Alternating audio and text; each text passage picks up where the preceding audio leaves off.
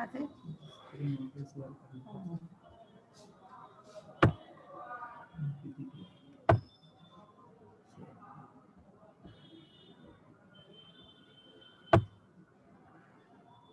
बरोबर.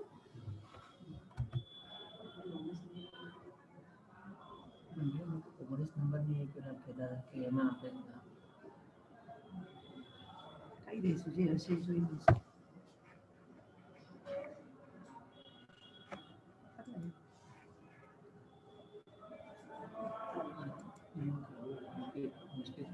ના ના એ તો મારી સાકીને કેકનો યા પિક્ચરનું કરું નહીં કરી નાખ હું કહી દઈશ.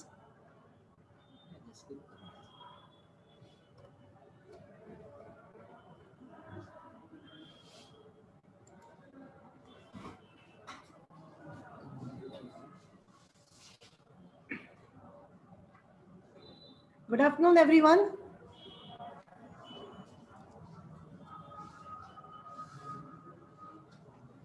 Good afternoon, ma'am. The screen is visible. We can start. Hello. Yeah, good afternoon, ma'am. Just a minute. Yeah, ma'am.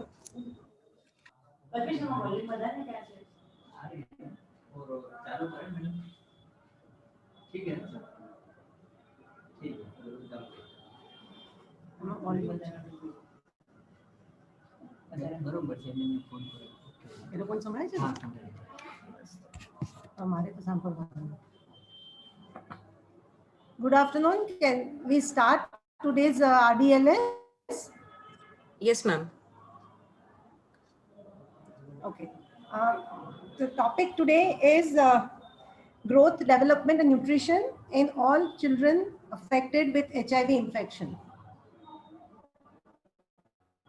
Why did I choose this topic is because all the three, growth, development and nutrition, are interlinked and they play a major role in how a child will react to the disease in a way that we want him to live longer with a better health. Then we should take care of the three parameters.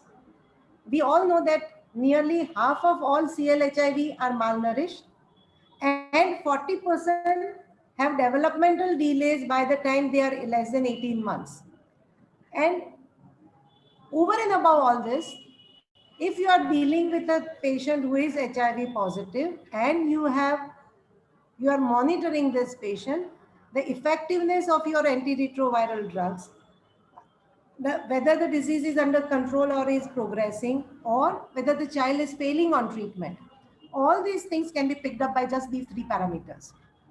So if you look at this, the nutrition affects growth and development, gets affected by this. In turn, all three are required for good immunity, slowing down of the disease progression and better life.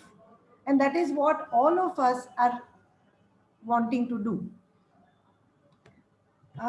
If you know that you have any queries, you can please write down. And in case you want me to talk in local language, you can let me know, right? So that I will elaborate on that. We know that HIV infected children are a vulnerable group. They are infants who are already compromised on their immunity. They have a chronic disease, and both, even the HIV exposed who are still not diagnosed as infected, are at a great risk of growth failure, developmental delay and malnutrition. There are multiple reasons for this. The first and foremost being the parents' status, how badly the economy is affected, their socio-economic state, what kind of food insecurities they have, to the kind of treatment they avail. Because many of these children do not go to the medical centers where they can be picked up early for all their problems. Yes, Dr. Isha, you have an... Please write down your questions. I think at the end of the session, I will answer the questions, whatever are there, right? Now, HIV and nutrition are quite interlinked.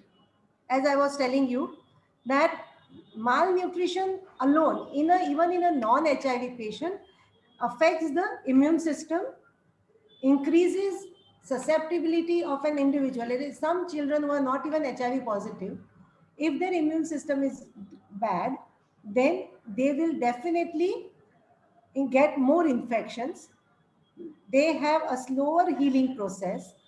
They may require longer treatments, and the disease may worsen or progress much faster. Now, keep that in relation to your HIV. HIV itself will reduce food intake because you're taking so many drugs and there is lot of drug side effects, etc.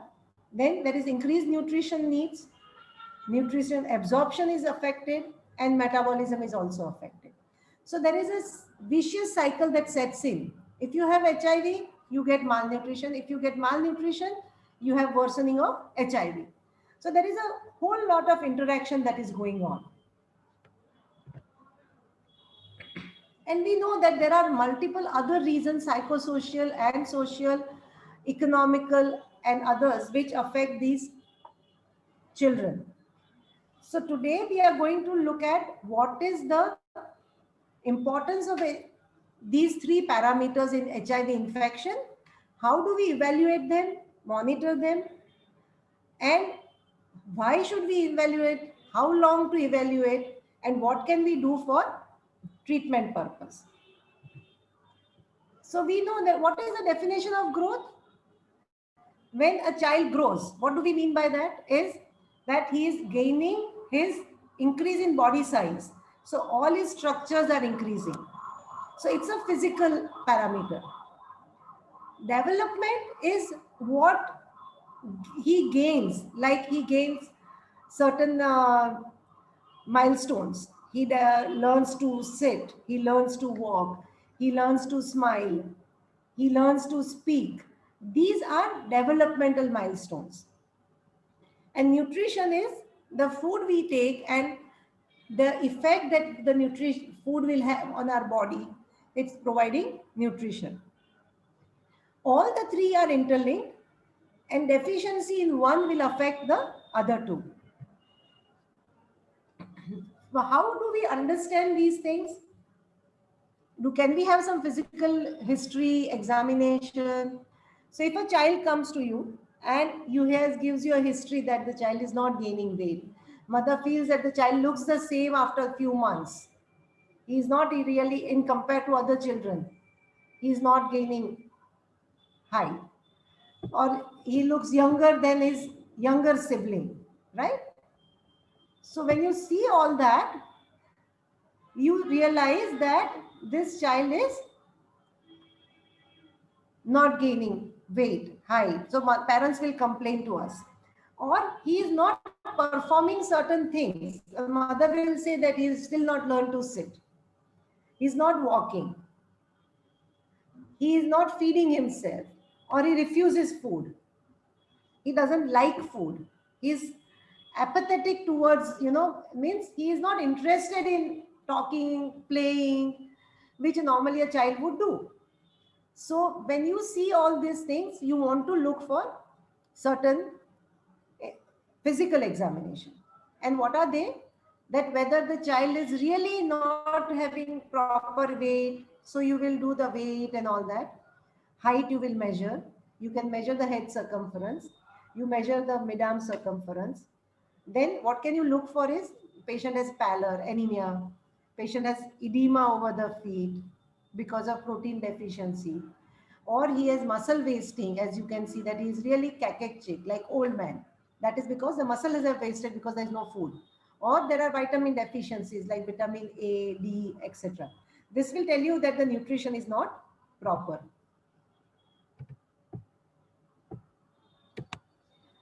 So how do we evaluate, or how do we decide what tools can we have? So the tools that we use for deciding how the child is growing is called anthropometry. And that means you are also looking at height, weight, head circumference, mid-arm circumference. You are measuring them. And you can use certain charts. The white cards in our HIV management cards that we have, there are growth charts which are from the WHO. There is one is for the boys, the other is for girls, and they are age specific also. And there is a way of charting these charts and deciding on how the child is growing, which I will talk to you in the next slide. And what is the purpose is that we are evaluating these to see whether he is doing well normally, or he is different, or he is early detection of growth faltering will tell us that we need to act upon in these children. And more than 10 years we use BMI. Then these are the growth charts which you have seen in your white cards. You can see there is one for age for the child, girl, and these are from 0 to 5 years and 5 to 10 years. So these are there. And what are they? The green line there is showing you that this is a midpoint. Anything above the green is good, provided it is still between these two lines. More than this, it will lead to obesity. Similarly, between the green line and this is telling you malnutrition. So between the first line, two lines is mild malnutrition, moderate, or severe. So this way you can plot the weights. So every month that the child comes to you, there are 12 blocks. You have to plot his or her weight. So if you plot the weight of the child, what will you get to see is whether the child is within normal range or not, right? This is the enlarged part of the one of the charts. So this is for the height. Again, in the height also, it is the same thing. So you put both height and weight of the child to decide about the nutrition. You can also use only weight if you do not have the height facility, but the weight will also tell you the same thing. Now see what is happening. This is a normal curve of a child who is coming to us on a regular basis, and he is doing good. He is weighing properly. His weight is gaining well. He is doing good. As against this child who was doing well till here, and he is now started faltering. He is falling below. And he has gone down to less than 3. That means he is severely malnourished. So if you look at this, can you see that till here they were the same? So 6 months they were all doing fine. But after that, one child now started faltering. And we should have picked up right here. We should have picked up at 8 months of age when the child first came after 2 months and showed continuous weight, not gaining weight. Because have we not done that, this is what has happened, right? If we had acted somewhere here, we would definitely have gone to a better health of that child. So these are the assessments that we do. See, this is a child doing well. And when we do this assessment on a weight chart in the white card, we are giving assurance to the mother or the parents or the caregiver that their child is doing well. If it starts flattening, we need to encourage them to improve the nutrition of the child. But if we pick up any child at this point of time that he has started reducing weight or losing weight, we need to take urgent action on that, including maybe a reference to a pediatrician, and we should also be doing a indoor admissions. Now this is just to tell you that how do we measure. You all know that, you all are doing it, so I'm not going to go into the details. Just to tell you that the weight measure should be done ideally without as many clothes as you can remove. It may not happen with an older child, but in the infants, less than 1 year or less than 6 months at least, you should not give them anything but a diaper.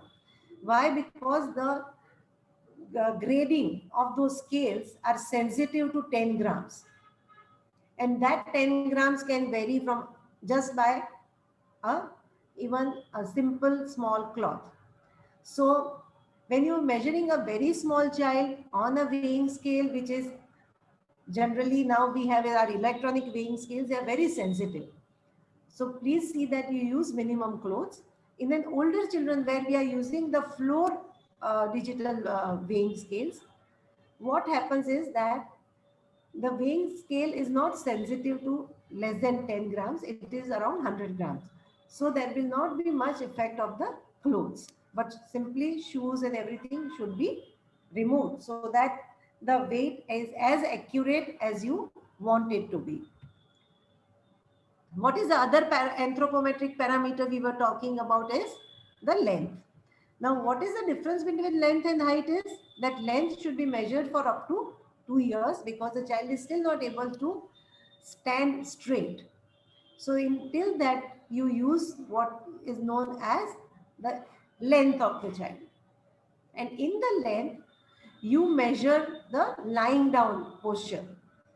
And there is a system that you should have the buttocks and on the surface. Your shoulders and the buttocks should touch the surface. And then you have to align the trunk, legs, everything in a straight line. These are available. I think these are known as stadiometers and they are available to us as infantometers in the government setup also. But these are where you have the length to be measured. Now, this is how you measure the height. We all are measuring heights and we all know how to measure the height with a stadiometer. Every time one must measure the height because even if the height is faltering, that means that the patient is not gaining enough nutrition. So we want that we are measuring the height also. Mid upper arm circumference is what we known as MUAC, is an age dependent, where you don't know the weight of the child previously. You do not know his age accurately. You can use the mid upper arm circumference measuring tape. Simple measuring tape can be used, and more than 6 months of age, you should not measure. When you are, more than 4 years, between 6 months to 4 years, this is a very good way to measure the nutritional status. And it is between the left arm at the midpoint, between the two processes. You have a shoulder point and the elbow. Between the elbow and the shoulder, you use the midpoint and you measure. How do you measure? You take a simple measuring tape. You can measure, and if it is more than 13, you are very happy. Less than 11, you are not happy about it. In the sense, it is between less than 11 is severe malnutrition, between the two is moderate, and if it is good measure, then it is more than 13. You can use Saki's tape. I was not able to upload the picture on this, but Saki's tape is a very simple tape where there are 3 zones, green, yellow, red. And you just put it around the arm of the child. As you would put a measure tape to measure the arm, and it will tell you whether it's in green zone, the child is doing fine. If it is in the red zone, the child is severely malnourished. In between is when you at an ART center can take care of the child, right? So what tools did we use for nutrition, growth and growth is anthropometry and clinical is what we have already used. Development I will do slightly later, simply because weight and nutrition, or weight and height and nutrition, are too interlinked. So I will talk about the assessment of nutrition in between. So how do you assess a nutrition of a child? It's not as, the diet assessment is very difficult. You will think, how can I assess? So who all will we assess? All patients who are HIV positive, who who come to us every time, every month, right? And how do we do this? Is we take some information from there. What kind of information we are looking at is, see, look at this. Visibly severe wasting, right? So in this child, do you need to take history? No. We know that these children are malnourished, severely malnourished, or even in this case, severely malnourished. So in these children, we don't need to take history, we know. But what happens is in between is when you have a problem. So what kind of diet history we will ask is, what kind of food the child is eating? Is he eating enough quantity of food? So if you have a child who is less than 6 months, is he eating, taking breastfeeding well? Because for 6 months you are only giving breastfeeding. So is the child taking breastfeeding well? How do you decide? Is he taking within 6 to 8 times in a day? Is he taking enough quantity? Is he gaining weight? So again, it has gone to the weight part of it. Or is he performing task? Is he smiling? Does he have any other issues? Will tell us whether he is doing good on his feeding. More than 6 months, has the mother started giving complementary food to the child? What kind of food she is giving? How much quantity of food she is giving? Also, sometimes the mother will say that the child is not eating well because the child is being given certain drugs. So we need to look at the side effects. We also need to look at a simple questionnaire. Like, I'll just give you an example. If it is less than 5 years, was the child breastfeeding? How many times? Is he night feeding? Is he taking other foods?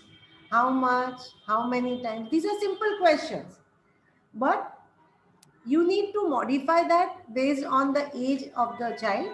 And if the child by 2 years has started eating on his own, then you need to ask, are you giving the food to the child in enough quantity, or he is eating little and going away and then coming back after 2 hours, and you feel that he is still eating from the same thing. So quantity and the quality are also important when you do a diet assessment. Now, the classification is based on the weight, right? So we already have done the weight. We know that you can classify based on your nutritional deficiencies, whether the child is growing appropriately or he has somewhere where he needs increased nutritional needs. Now, even if a child is growing appropriately in an HIV infected child, we definitely want to see whether the child takes enough food, because he may be growing well today and tomorrow after a month, the child may not be gaining weight. So even they need to be reinforced. So nutritional status should not be done only for the patients who are having low weight or for the age. No, even if they are in normal weight, even if they are gaining good weight, we need to do counseling. So we will definitely classify. So in your white cards, every time that the child comes to you, every month, you are doing weight, you are doing height, you are doing all this, but we are not maybe classifying it. So we should learn to classify the nutritional status. You are doing, staging, clinical staging. That clinical staging is very normal for you in adults. Pediatric patients are very few, so we forget. So please remember that we need to classify the nutritional status of these children in our white cards on a monthly basis.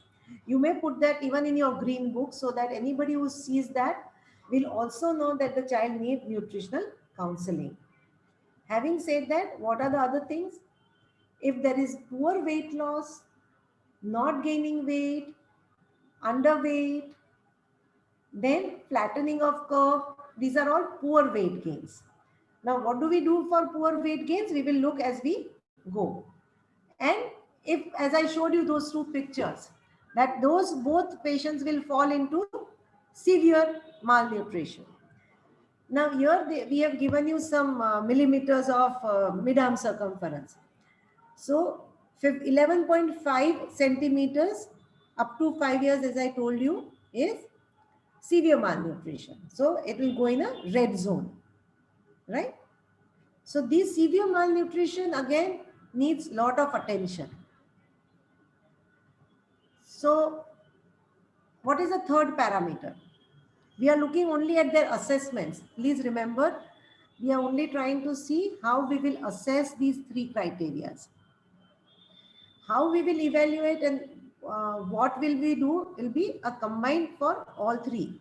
So again, this is very simplified version that I am trying to give you what you can use. So please make it a point that you will learn to use these things, tools in all your pediatric patients. Now, developmental evaluation is again given to you on your white cards. And we should do an assessment for these every month, each visit. And if we pick up any red flag signs, we should take help of a pediatrician because this child may need a CNS evaluation for whatever purpose that is. We have need help. They may need to be evaluated for whether he is doing proper milestones, and then whether he is gaining, he is not losing milestones. If he has regression of milestones, then whether we can need an MRI, whether he has an opportunistic infection that is affecting the brain, or the patient has gone for severe disease. We need to do all this. And how do we assess these developmental milestones? Very simple. If I have to do it, whether he sits by 12 months, walks by 18 months, runs by 2.5 years. These are very simple things, right? Now, you in your white cards, you have a simple chart like this, if you remember. You have a chart, and you know that this chart is very comprehensively made, and you have age in months and you have milestones, and you have these two parameters, right? So keep a pencil vertically on the age of the child. Any milestone that is on the left, the child should have achieved. So if I am putting, I have a child who is 4 years, he should have partial head control, right? But if I have a child who is 7 months, he should have full head control because holding head steady, which is head control, has already is on the left side. For any reason, if a 7-month-old child is not holding his head steady, which he should have achieved by 4.5 to 5 months, he is developmentally delayed. So you could use any age in months for up to 2 years, and it will tell you whether the child is developmentally well. Please remember, we should do this every time we visit a patient. It is a must. And every time you should make it a point to put it on paper also, because unless you note, unless you document, it may happen that somebody who has seen this will not able to pick up early. So if you have noted at your point that this is there is an issue, the next time you are more careful to evaluate it further, that there is a major problem. No, one day I have noted he has not done well and he is still not doing well after 1 month, then definitely he needs a help of a pediatrician. So that is very important to do. Now, developmental assessment is not very easy to do beyond this simple scale for you, because it needs lot of skill. Whether you want to look for the reflexes, whether his tone is affected, whether the muscles are affected, or the central nervous system and the brain are affected. So that becomes very difficult for doing it on regular basis at the ART center. And that is why this white chart it is known as the Trivandrum developmental chart. It is one of the best charts that we have for field work. So now we have seen what all we can evaluate, right? You can look at the height of the patient, weight of the patient, his nutritional history. Then based on the weight and the nutrition, you can stage the nutrition or categorize or classify the nutrition. Development, very simply you can say whether the child is doing well or has delayed development. So you have been able to, you can evaluate all the three parameters. So when should we start evaluating? Ideally, these evaluations should start from the day the positive mother conceives. So, or the first time she attends the antenatal clinic. How can we evaluate that? Simply because the mother's nutrition, her physical and psychological well-being will affect the growth and development of the child intrauterine. You get my point?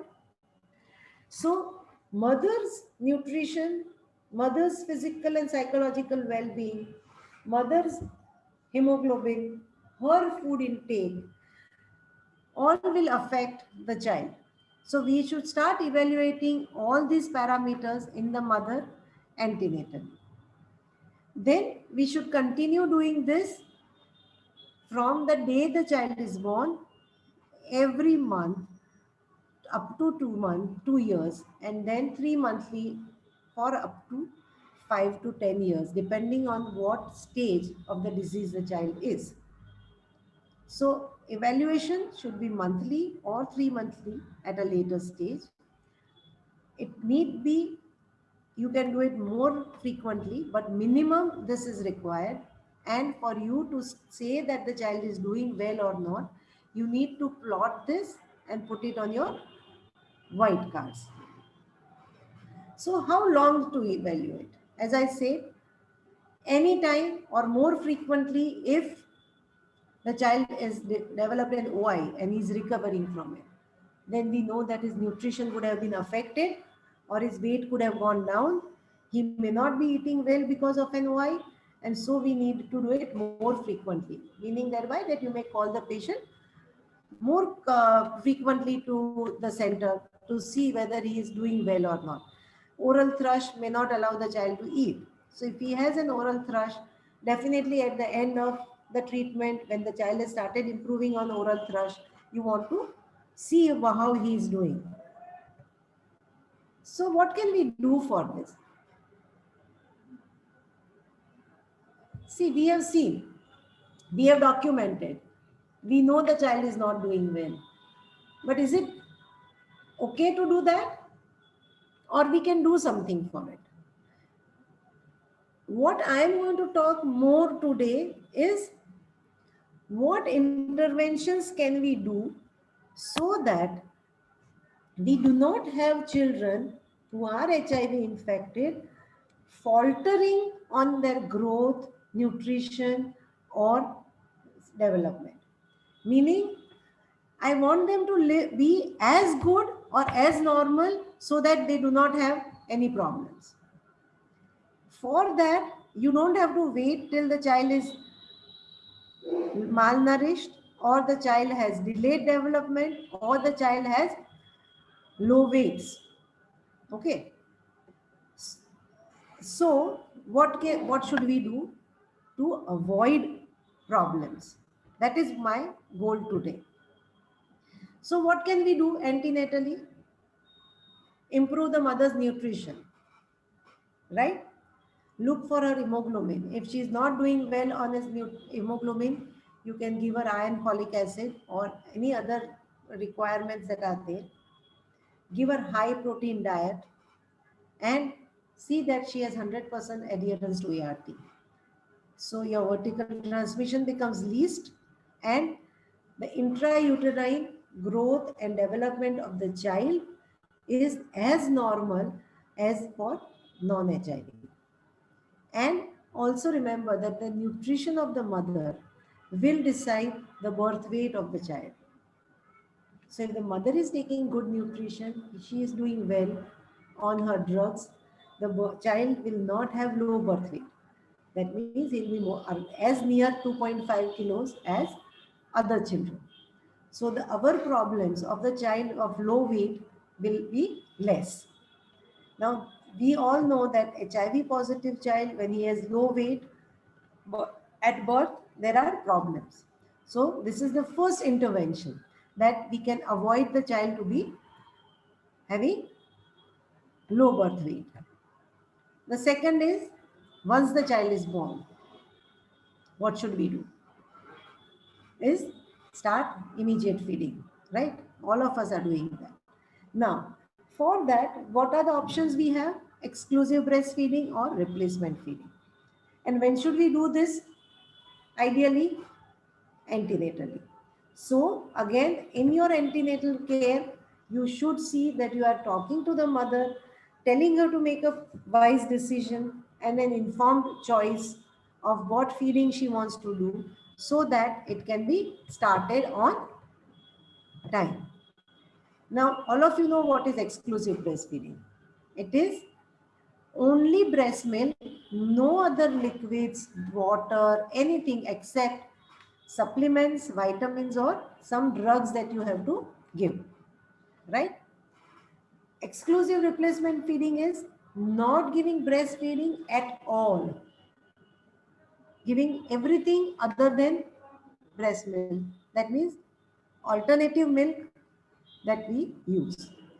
Now, what is mixed feeding? When you use breast milk plus top milk or cow milk or some such thing, it is known as mixed feeding, right? It is most commonly seen in the first 6 months of life. Why? Because the mother is not able to do breastfeeding and she doesn't know what to do, so she starts something else. That's a common thing even in non-HIV. So that is what we want to avoid, right? Infant feeding. So what do we look at that? Mother should have made an informed choice. Having said that, what do we want is that exclusive breastfeeding is what we promote. And because the child survival of the child is maximum if he is on breast milk. Why? Because the infections because of top milk, that is using a bottle feeding, top milk which is undiluted, there is water added.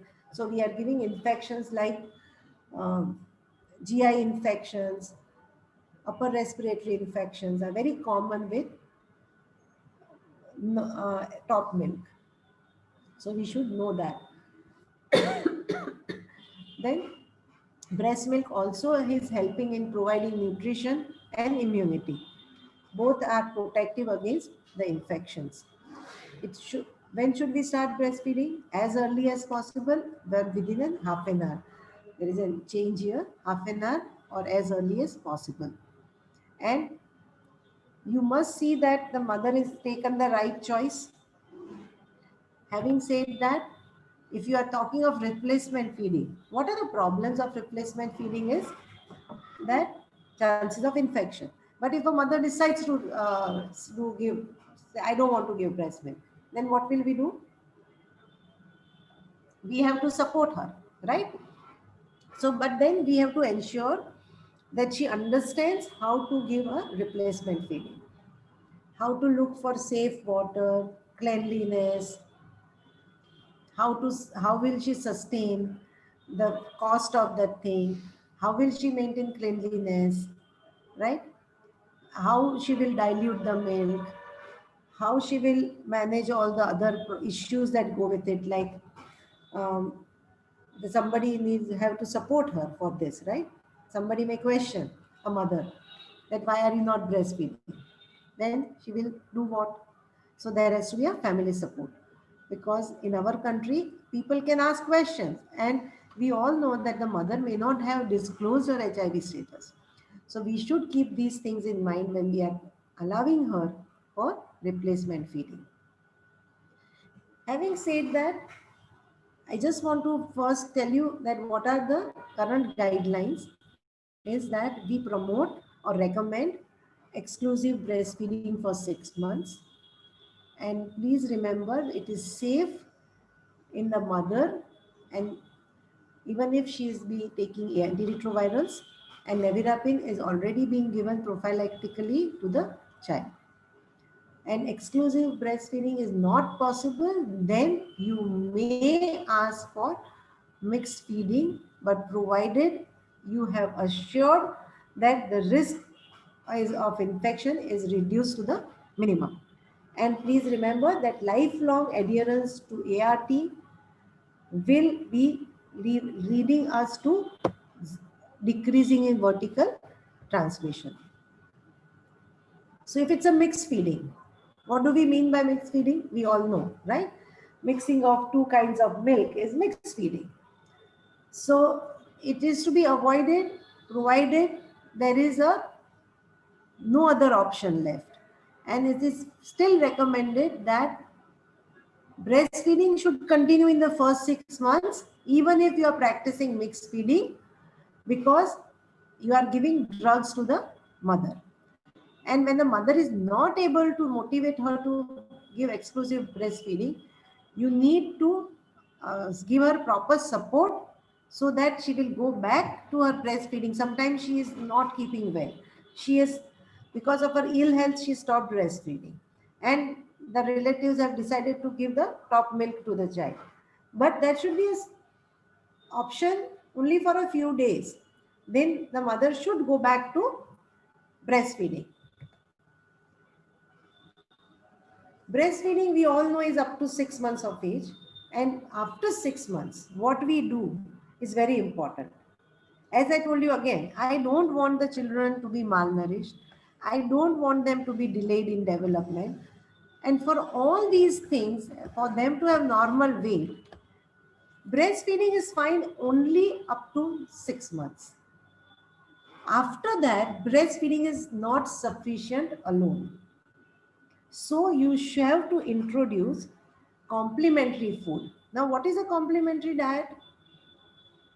Some things that we all know, that after 6 months you give the child a soup or say fruit juice or some liquids that you can use. Then you may start giving semi-solids. And over a very gradual period of time of 12 months, you start giving patient food that we all eat, right? And mother will still continue to breastfeed. It can go up to 2 years. So breastfeeding may continue, but you are giving enough quantity of food and quality and type of food that the child can digest at that age, so that he does not have nutritional deficiencies. So you should do that. Between 6 to 8 months, as I told you, we have to encourage this. See that the mother gives good practice. And all of you must have gone through IMNCI, which tells you that between 6 to 12 months, two small half a katori food is good. Between 12 to 18 months, you have to give it 4 times. Then beyond 18 months, you have to give it at least 3 times with one full katori of food. So there are different modalities that I use, but it has to be a gradual thing, and it should be as the child is able to use, as the child is able to digest and tolerate the food. So for every individual child, it would be different. Introduction will start at the end of 6 months, as I said, and the quantity and quality will gradually increase. Energy dense foods can be started once the child is more than a year old. You can give iron supplements, iron rich food whenever there are, so that the child does not become anemic, right? So keep these things in mind and do this every time you have an child or an infant which is exposed. Because in an HIV positive mother, the child may not come to you till six months and he may still be unexposed, right? And he is just exposed infant. He may not be positive, but the child is coming to you. So these things you will have to take care till the child comes to us, and till 18 months when we have decided this child is not infected. Till then the child will come to you. So till that time, you must keep a watch on the child's growth and development. If the child is positive and coming to us at the ART center on regular basis, then definitely, as till the child is around 10 years, we can gradually keep a watch on it. And beyond 6 months, even if he is positive, we can start giving complementary diet. After 12 to 24 months, if he is taking solids, then we have to increase his quantities, give him complementary food which is energy dense, so that he is gaining proper weight and the nutrition is not affected. In that way, we will keep the child, if the child is on stage 1 of the disease, we can continue keeping him on stage 1 for a long period of time. Or his CD4s to be in very good numbers and his viral loads to the undetectable stage. Right? And that is what we all want. So we have done this assessment, we are classified, and then we have done the management. Please remember, any child who has severe acute malnutrition, you should refer for institutional management, because then it is becoming very difficult to manage at other centers. What are the energy requirements? Just few thoughts that came to my mind that I must use to complete this thing is that we are talking of normal children who are HIV positive, not affected by malnutrition. Please remember that. That is our aim. And to achieve that, we should keep in mind that even if he is asymptomatic, even if they are gaining weight, even if they are doing well nutritionally, beyond 2 years, you should start giving additional 10% of food. Why? Because these children are suffering from chronic disease, their metabolism is high, their absorptions are altered, and so we need to give more food for the same age, same weight, non-HIV. So that is one thing which we must keep in mind. Sometimes we have children who have become symptomatic because of some OIs, or their weights are not really increasing as they should. He's not showing a good weight. In that case, we should give more increase. How can we increase this food? Is either by increasing the number of feeds or quantity of food. Do remember that more as the child is much younger, less than 2, you may not be able to give more quantity. And in that case, you have to give more number of times, because quantity at one time the child may not be able to eat. So you have to give in smaller quantities but multiple times. And because the child has an OI or a disease, his metabolism has increased. So his requirements will be more. So we have to increase his additional food intake by 20 to 30% of energy. Severe acute malnutrition is very difficult, because you need to increase it to a lot higher, almost twice the amount of food you have to give. That is not possible. You and I also cannot have double the quantity of food, especially if we are sick. So here we have to use calorie dense food, where in small quantity the food is dense in calories, or we have to use intravenous total parenteral nutrition. What else we should add in a normal healthy HIV infection in children? Average protein intake of 1 gram per kilogram, and 30% of your quantity of food should be fat, because that is also required for the routine functioning. You should add vitamins and minerals as a daily allowance, because we don't want them to have vitamin deficiencies. Simple, vitamin A deficiency will cause more chances of respiratory infection. So we don't want these things to occur. We don't want their weights to be affected. So what we do is we give them vitamin and mineral supplements daily in the RDAs that are required. And they should be supplemented to all children, especially less than 2 years, but at least up to 5 years of age. Again, if the children are more than 5 years but severely malnourished or having OIs and or a progression of disease from stage 2 to stage 3, we should add our vitamins and minerals to their routine. Now, illness is a major difficult situation for parents to feel. Why? Child becomes cranky, he doesn't want to eat, he is throwing up the food, or he is having diarrhea. So, what can we do for the parents? Here again, should be enough counseling from our side, and we should make them understand, or at least make them feel comfortable that yes, we understand your child is not eating well, but it is because of illness. And we can give them some options like smaller foods, less quantity, food that the child likes, give more fluids. If the child is taking more liquids, give him fruit juices, give him milk, add some thing to the milk or the fruit juice, and increase the calories of that fruit. So we can do that, or we can tell them that be patient, give him time to eat. Don't expect that the child should eat within 10 minutes. He may take little longer, and give him time. Be nice with him, patient with him, don't get angry. These are simple things that during sickness we all know. If I am sick, I am not comfortable people telling me do this, do that, right? Because I am not feeling good. So, in the same way, if they are not feeling good, then we have to give them time. So, we need to counsel the mothers for this or the parents for this.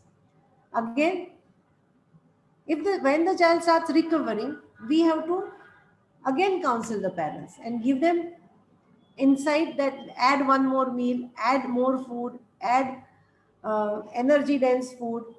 Why? Because we want that during recovery the child starts gaining the whatever he has lost. So he should be able to do that, right? What more are we wanting to do? Is understand the needs of the CLHIV, right? That we want them all to have good nutrition for normal growth and development. We have to understand the protein and energy needs. We need to understand their drug side effects, complications that are associated with the disease. Their energy requirements are more, right? So all this have a role to play in the child's nutritional status.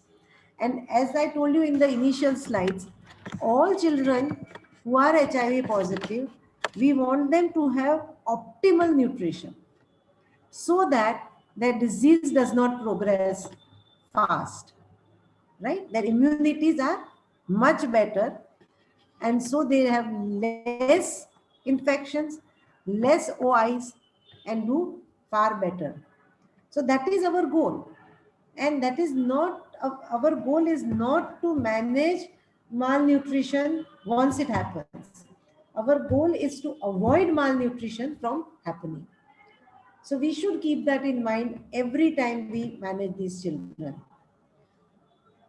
These are some practical guidelines, is that you could use this IMNCI guidelines. There are beautiful pictures that are available, photographs. I did not put it because of want of time, that you should remember, but these are available. And if anybody wants, I can send it across to you.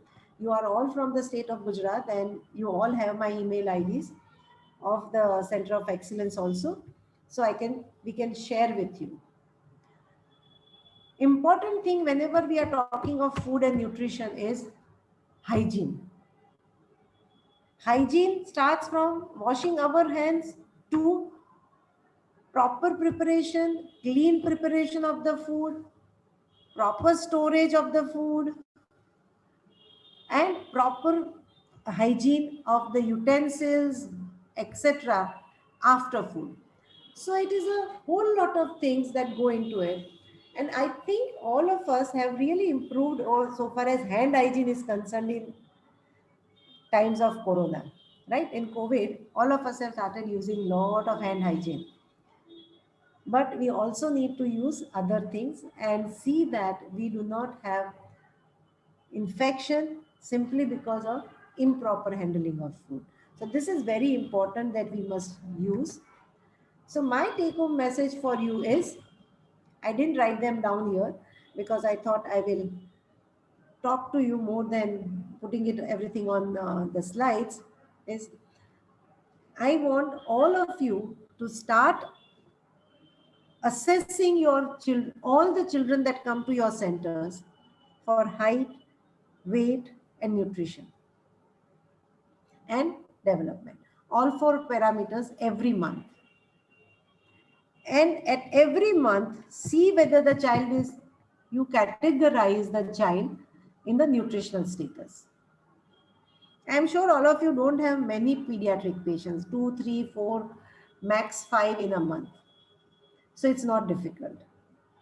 Let us simply start doing this, trying to find out how many of the children that are coming to your center are nutritionally affected.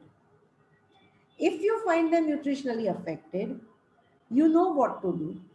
And if not, you also have a nutritional rehabilitation center or CMTC at all health centers in the Gujarat, where you have nutritional counselors.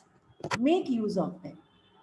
Tell them to help you in counseling of the mother and the parents about food. And what you can do is see that those children who are faltering in the early phase do not go back to severe malnutrition, and we improve their nutrition. The moment you improve their nutrition, the next CD4s will be better. And our aim is that. But our aim is also to pick up those children who are severely malnourished or the children whom you are not able to manage at your centers, that we find out these patients, you make these patients, linking them to the pediatrician that your center is linked to, an ART plus center where there will be a pediatrician. So refer them there and get them under control. Their malnutrition should be managed. We need to improve their nutrition. These children can be enrolled in NRC or CMTC, and they can be followed up so that they start improving on nutrition. So that is my second take-home message.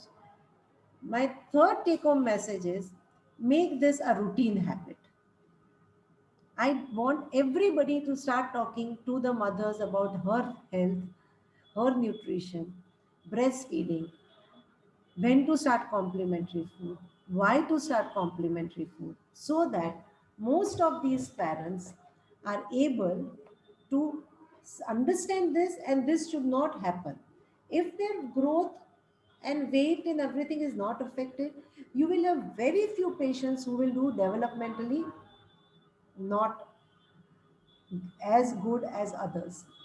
Delayed development, again, there could be other reasons for that. And that obviously will be managed by the pediatricians. So my take-home message was just that. Thank you all. I want everybody to be looking after children who are very few in numbers these days, especially from this point of view. And these are easy managements, not requiring any investigations, lab parameters on majority of them. Yes, thank you very much.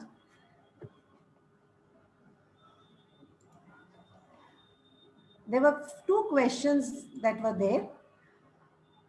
Can you explain on mixed feeding? Okay, mixed feeding is when you are giving breastfeeding and for some reason the mother has to go to job. So if she's not able to, remove, express her breast milk and keep it for that patient, that child, and during that point of time, the patient may want to give top milk. So in less than 6 months, that is a major reason for mixed feeding. Mixed feeding otherwise does not happen. And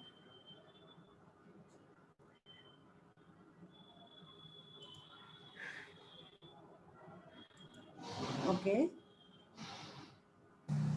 What was the other question?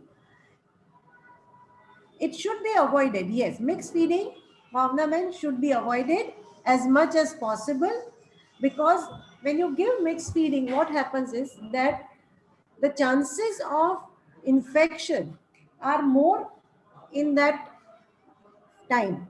And these infections could be respiratory or a GI because of infection that is being transmitted because of our hygiene and things like that. Every time we will not be able to sterilize the utensils we use. And a micro particle of milk is a very good medium for the bacteria to grow. So because of that, we don't want mixed feedings to occur because that brings in chances of infection that decrease. If the child develops infections, the chances of him having decreased immunity is there.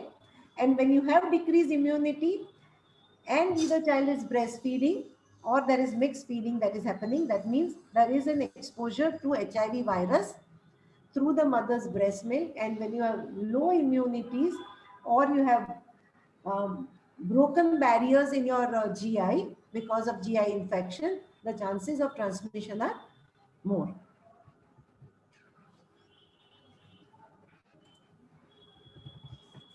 I don't see any other Hi, question. Dr. Bella. This is Yeah. Dr. Bella. Hi, this is Bhavna. Am I audible? Yes. Am I audible? You are audible. Yes, ma'am. Hi. So the question particularly was, how does mixed feeding increase the chance of transmission? So basically, what I understood is, so this was the question was in comparison to the replacement feed. So how does replacement feed doesn't increase the chance, and why particularly the mixed feeding increases the chance? So what I understood is, since the child is on mixed feeding, so because of unhygienic situation, so there is a chance of GI infection which decreases the immunity, and since the mother is positive and through Bhavna, unfortunately, I can really, there are through breast bad milk. that are there. Can you send a mail across and I will answer your question because I am not able to hear anything. I think there is lot of signal loss in between. If you don't mind, I'm sorry, but Yeah. I will definitely positively answer you. Perfect. Perfect. Yeah. Any more questions? Participants are requested to unmute their mic in case they have questions.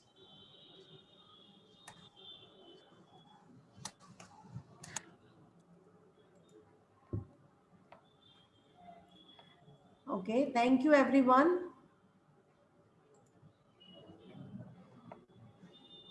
Thank you, ma'am. Thank you.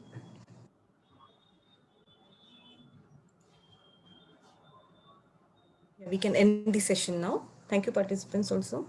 Thank you.